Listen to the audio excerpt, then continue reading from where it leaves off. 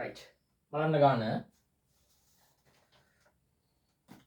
මාලා එන්ටර්ප්‍රයිසස් කේවලසාමී ව්‍යාපාරයක් වන අතර 2023 3.31 දිනට එහි සාරාංශගත මූල්‍ය තත්ත්ව ප්‍රකාශය අපිට දීලා තියෙනවා.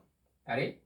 හරි. අපේ ප්‍රශ්නයෙන් අහන්නේ 2023 4.1 දින සිට ශේෂ සටහන් කර 1 සිට 5 දක්වා ගනුදෙනුවල බලපෑම අගයන් සහිතව ගිණුම් කරන සමීකරණය භාවිතා කරමින් පෙන්වන්න එක් අගේ ඉදිරියෙන් වැඩි වේ නම් ධන ලකුණද අඩු වේ නම් ඍණ ලකුණද සඳහන් කරන්න කියලා කියනවා. හරි? එතකොට ගාණේ ආකෘතියක් දීලා තියෙනවා. ඒ ආකෘතියට සමාන ආකෘතියක් තමයි අපි හදන්න ඕනේ. right. අපි ගාණ රුපියල් 1000 වලින් හදමු. මම ওই ආකෘතියමයි භාවිතා කරන්නේ. ගාණ කියන්නේ ওই ආකෘතිය හරි. ඕකට සමාන ආකෘතියක් හරි තමයි ගන්න කියන්නේ. හරි? අපි දීලා තියෙන ආකෘතිය යමු. හරි. ආරම්භක ශේෂය තියෙනවා. දේපල පිරියතවල මෙතන 3000ක් තියෙනවා. තොගේ තියෙනවා 250ක්. වෙළඳ සහ වෙනත් ලැබිය යුතු තියෙනවා 400ක්. මුදල් තියෙනවා 40ක්. බැංකු ණය තියෙනවා 800ක්. වෙළඳ සහ වෙනත් ගෙවිය යුතු තියෙනවා 60ක්. හිමිකම තියෙනවා 2830ක්. හරි? හිමිකම තියෙනවා 2830ක්. right. බලන්න පළවෙනි එක. හරි. පළවෙනි එක කියන්නේ අයිතිකරු විසින් 700ක් වටිනා ඉඩමක් සහ 200ක මුදලක් අතිරේක ප්‍රාග්ධනය වශයෙන් යොදවලා තියෙනවාලු. right. ඉඩමක් කියන්නේ දේපල පිරියතක්. එහෙනම් මේක වැඩි වෙනවා 700කින්. ඊට අමතරව 200ක මුදලක් දාලා තියෙනවා. මුදල් වැඩි වෙනවා 200කින්. ඒක දාන්නේ ප්‍රාග්ධනය විදිහට. එහෙනම් හිමිකම වැඩි වෙනවා 900කින්. දෙවෙනි එක ලයිස්තුගත මිල 1350ක් වූ භාණ්ඩ ණයට මිලදී ගන්නා අතර මේ සඳහා 50ක වට්ටමක් හම්බ වෙනවලු. එහෙනම් අපිට හම්බෙලා තියෙන වෙළඳ වට්ටමක්. එහෙනම් අපි භාණ්ඩ ගන්න කීයටද? 1300ට ගන්න. එහෙනම් තොගේ වැඩි වෙනවා 1300කින්. ණයට ගන්නේ. එහෙනම් වෙළඳ ගෙවිය යුතු දෑ වැඩි වෙනවා 1300කින්. තුන්වෙනි එක පිරිවැය 800ක් වූ භාණ්ඩ 1400ට ණයට විකුණනවා. හරි. තොගේ අඩු වෙනවා 800කින්. ණයට විකුණන්නේ 1400ට, ණය ගැතියෝ වැඩි වෙනවා 1400කින්. එහෙනම් මෙතන ලාභයක් තියෙනවා 600ක. එහෙනම් හිමිකම වැඩි වෙනවා 600කින්. හතරවෙනි ප්‍රශ්නේ පිරිවැය 500ක් වූ ලී බඩු ව්‍යාපාරයේ භාවිතය සඳහා මිලදී ගන්නා අතර එදිනම 200ක් මේ සඳහා ගෙවූ අතර ඉතිරිය මැයි මාසයේ ගෙවන්න එකඟ වෙනවාලු. හරි. එහෙනම් මේක ගන්න ව්‍යාපාරයේ භාවිතය සඳහා. එහෙනම් දේපල පිරියත උපකරණ වැඩි වෙනවා 500කින්. 500කින් වැඩි වෙනවා. මුදල් ගෙවන්නේ 200යි. එහෙනම් මුදල් අඩු වෙනවා 200කින්. වෙළඳ ගෙවිය යුතු වැඩි වෙනවා 300කින්. මේක වැඩි වෙනවා 300කින්. පස්වෙනි එක මාසය තුලදී පිරිවැය 20ක් වූ භාණ්ඩ සැපයුම් කරුවන් වෙත යවනවලු. එහෙනම් තොගේ අඩු වෙනවා 20කින්. වෙළඳ ගෙවිය යුතු දෑ අඩු වෙනවා 20කින්. 6 වෙනි එක 50ක විකුණු භාණ්ඩ ණයගැතියෙක් විසින් ආපසු එවනවාලු. ඒ භාණ්ඩවල පිරියයි 30ක් කියලා කියනවා. ඒ කියන්නේ අපි වික්ක භාණ්ඩ අපිට ආපසු එවනවාලු. එහෙනම් තොගේ වැඩි වෙනවා කීයකින්ද? 30කින්. ණයගැතියෝ අඩු වෙනවා 50කින්. එහෙනම් වික්කහම අපිට ලාභයක් නැන්නේ. එහෙනම් ආපහු එවුවහම ලාභය අඩු වෙනවා. එහෙනම් හිමිකම අඩු වෙනවා 20කින්. 7 වෙනි එක බැංකු ණය සඳහා 70ක මාසික ණය වාරිකයක් ගෙවනවලු. වාරිකය තුළ 50ක පොලියක් අන්තර්ගත වෙනවලු. එහෙනම් මුදල් අඩු වෙනවා 70කින්. මේක ඇතුලේ පොලියක් තියෙනවා 15ක් කියනවා. එහෙනම් ණය කොටස එන්නේ කීයක්ද? 70න් අඩු කරන්න 15ක්. එතකොට එනවා 55. බැංකු ණය අඩු වෙනවා 55කින්. එහෙනම් පොලිය තියෙනවා 15ක්. පොලිය කියන්නේ වියදමක්. එහෙනම් හිමිකම අඩු වෙනවා 15කින්. 8 වෙනි එක ධාරණ වටිනාකම 900ක් වූ ව්‍යාපාර ඉඩමක් අත්පිට මුදලට 1600ට විකුණනවාලු. හරි. එහෙනම් දීපල පිරියත අඩු වෙනවා 900කින්. මේක විකුණනවා කියන්නේ අත්පිට මුදලට. එහෙනම් මුදල් වැඩි වෙනවා 1600කින්. එහෙනම් ලාභයක් තියෙනවා 1600 900ක් අඩු කරන්න. එතකොට එනවා 700ක්. එහෙනම් හිමිකම වැඩි වෙනවා 700කින්. හරි. හිමිකම වැඩි වෙනවා 700කින්.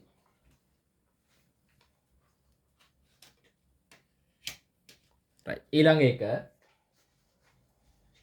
8 වෙනි එක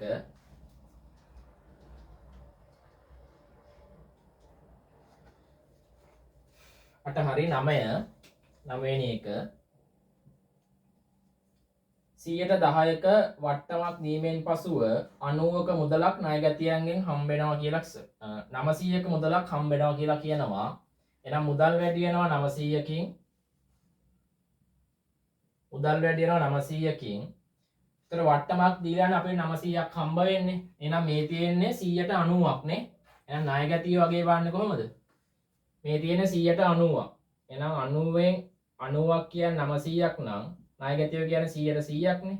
හරි. බලන්න කීයක් එනවද කියලා ඔතනින් 900 වැඩි කරන්න 100ෙන් බෙදන්න 90ෙන්. ඒකට නම් ණයගැතිය 1000ක් ඉන්නවා. එහෙනම් ණයගැතිය අඩු වෙනවා කීයකින්ද? 1000ක්. එහෙනම් මේක දුන්න අට්ටමක්. එහෙනම් හිමිකම අඩු වෙනවා 100කින්.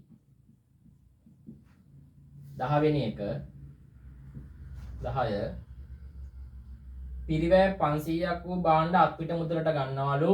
එහෙනම් තොගේ වැඩි වෙනවා 500කින්. මුදල් අඩු වෙනවා 500කින්. 11 පිරිවැය 60ක් වූ භාණ්ඩ අයිතිකරු විසින් ඔහුගේ පෞද්ගලික ප්‍රයෝජනට අරන් යනවලු. එහෙනම් තොගේ අඩු වෙනවා 60කින්. හිමිකම අඩු වෙනවා 60කින්. හරි. අපෙන් අහනවානේ සුද්ධ වත්කම් සමීකරණය භාවිතා කරලා ලාභය හෝ අලාභය. එහෙනම් අපිට මේක අවශ්‍ය වෙනවා. මෙතන ගැණිලි තියෙනවා. 60ක් ගැණිලි තියෙනවා. හරි. පොඩි ලකුණක් දාගෙන තියාගන්න. 60ක ගැණිලි තියෙනවා. 12 වෙනි එක 12 50ක වට්ටමකට යටත්ව ණය හිමියන්ට ගෙවිය යුතු 300ක් පියවනවාලු. හරි. එහෙනම් ණය හිමියෝ අඩු වෙනවා 300කින්. ණය හිමියෝ 300ක් ඉඳලා තියෙනවා. ඒතර වට්ටමක් හම්බෙලා තියෙනවා අපිට ලද වට්ටමක්. එහෙනම් ආදායම වැඩි වෙනවා, හිමිකම වැඩි වෙනවා 50කින්. එහෙනම් අපි මුදල් ගෙවන්නේ කීයද? 250. එහෙනම් මුදල් අඩු වෙනවා 250කින්. හරි. මුදල් අඩු වෙනවා 250කින්. 13 පිරිවැය 100ක් වූ තොගයක් විනාශ වූ අතර රක්ෂණ සමාගම මේ සඳහා අලාභයෙන් 180ක් ගෙවන්න එකග වෙනවා. ඕන අපිට කොටස් දෙකකට හදන්න පුළුවන් නැත්නම් එක කොටසකට හදන්න පුළුවන්. මම පැහැදිලි වෙන කොටස් දෙකකට හදන්න. ඉස්සර තොගයක් හානි වෙනවනේ. එහෙනම් තොගයක් හානි වුණාම මොකද්ද වෙන්නේ? තොගේ අඩු වෙනවා කීයක තොගයක්ද? 100ක් නේ. තොගේ අඩු වෙනවා 100ක්. තොග හානි කියන්නේ වියදමක්. එහෙනම් හිමිකම අඩු වෙනවා 100කින්. හරි. මේකෙන් 180ක් මොකද්ද? රක්ෂණ සමාගමක් අපිට මේ අලාභ ගෙවනවලු නේ. කියන්නේ 180ක් අපිට රක්ෂණ සමාගමෙන් ගෙවනවලු. 180ක් කියන්නේ 80ක් නේ. එහෙනම් හිමිකම වැඩි වෙනවා 80කින්. එහෙනම් ඒක වෙනත් ලැබිය යුතු දෑ වෙනවා. මේක වැඩි වෙනවා 80කින්. හරිනේ. 14 මෙහෙයුම් වියදම් 500ක් ගෙවනවලු අප්‍රේල් මාසයේ. එහෙනම් මුදල් අඩු වෙනවා 500කින්. මෙහෙයුම් වියදම් 500ක් වුණා. හිමිකම අඩු වෙනවා 500කින්. 15 අප්‍රේල් මාසයේ ෂය තියෙනවා දීපල පිරියතවල. එහෙනම් දීපල පිරියත 20කින් අඩු වෙනවා. ෂය කියන්නේ වියදමක්. මෙතන හිමිකම අඩු වෙනවා 20කින්. හරි. 15ට එකතුව ගන්න ඊට පස්සේ. right. 15ට එකතුව ගමු අපි.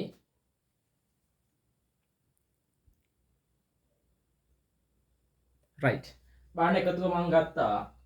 දේපල පිරියද උපකරණ වල එකතුව 3280යි. තොගේ එකතුව 1100යි. වෙළඳ ලැබිය යුතු එක එකතුව 830යි. මුදල් වල එකතුව 1220යි.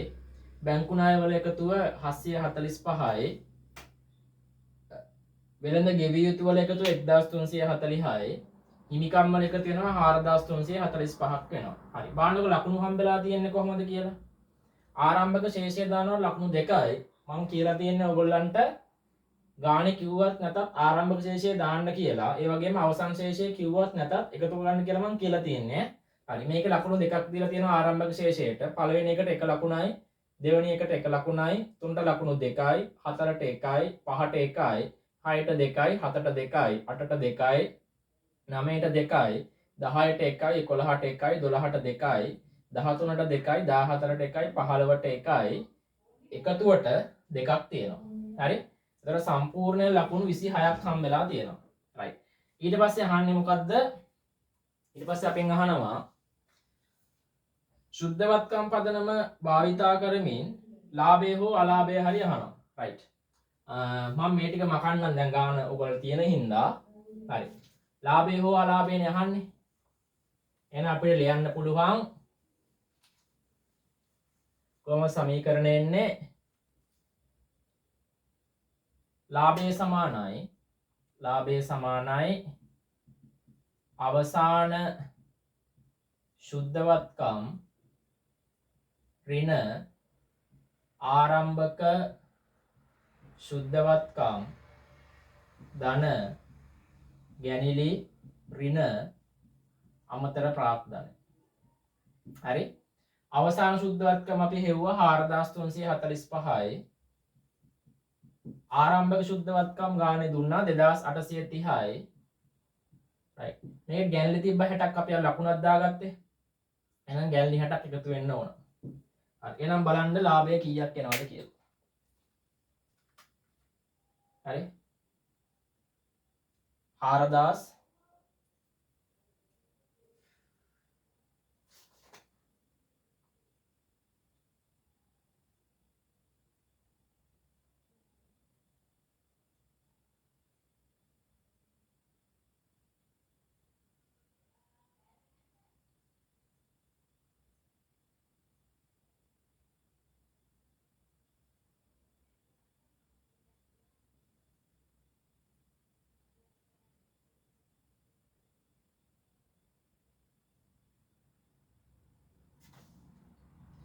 4345 ඍණ 2830 ධන 60.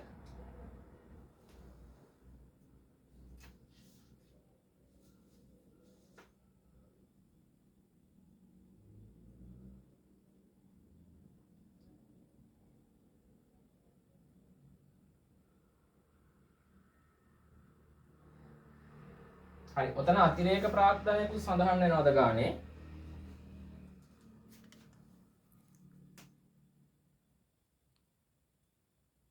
හරි. ඒකේ අතිරේක ප්‍රාග්ධනයක් තිබ්බ නේද ආරම්භයේදීම? පළවෙනි එක ඒක මම ලකුණු කරගන්න බැරි වුණා. පළවෙනි එක බලන්නකො. අයිතිකරු 700ක් වටිනා ඉඩමක් සහ 200ක මුදලක් අතිරේක ප්‍රාග්ධනයේ විදිහට දානවනේ. හරි. ඒක මට ලකුණු කරගන්න බැරි වුණා. එහෙනම් මෙතන දේපල පිරියතයි මුදලුයි ඒක මැකිලා ඒ දෙක ප්‍රාග්ධනයේ විදිහට දානවා නෙමෙයි. එහෙනම් හිමිකම් වැඩි වෙලා තියෙනවා 900කින් නේ. එහෙනම් අතිරේක ප්‍රාග්ධනය මොකද්ද? 900ක් අඩු කරන්න ඕනේ. 900ක් අඩු වෙන්න ඕනේ. හරි. බලන්න උත්තරේ කීයක් එනවද කියලා. අපිට එනවා 4345න් අඩු කරන්න 2830ක් ධන 60ක් අඩු කරන්න ඍණ 900. උත්තරේ එනවා 675ක් එනවා. 675ක් එනවා. රයිට්. එතකොට ඔක ලකුණු 4ක්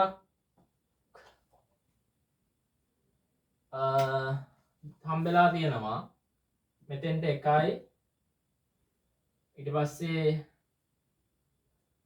ගැනිලි වලට ඔව් මේ හතර ලකුණු 4ක් දීලා තියෙනවා. ආදේශ ලකුණු 4ක් දීලා තියෙනවා. හරිනේ? රයිට්. එතකොට ගිණුම් කරන සමීකරණයටයි ලාභය වෙනවටයි ලකුණු 30ක් දීලා තියෙනවා. රයිට්.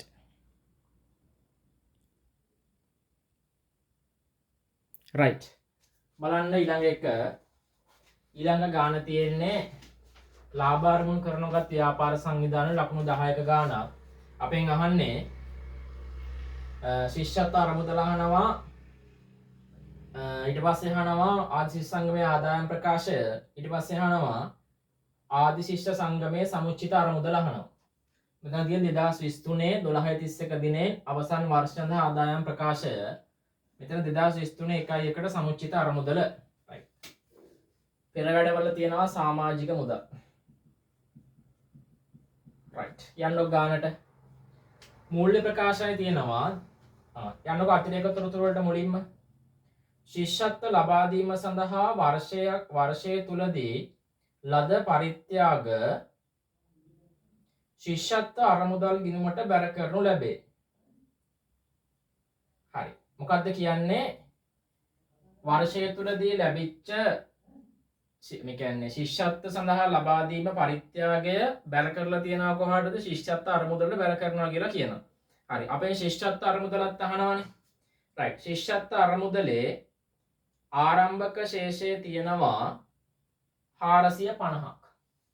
එහෙනම් ආරම්භක ශේෂය තියෙනවා 450ක්. හරිනේ?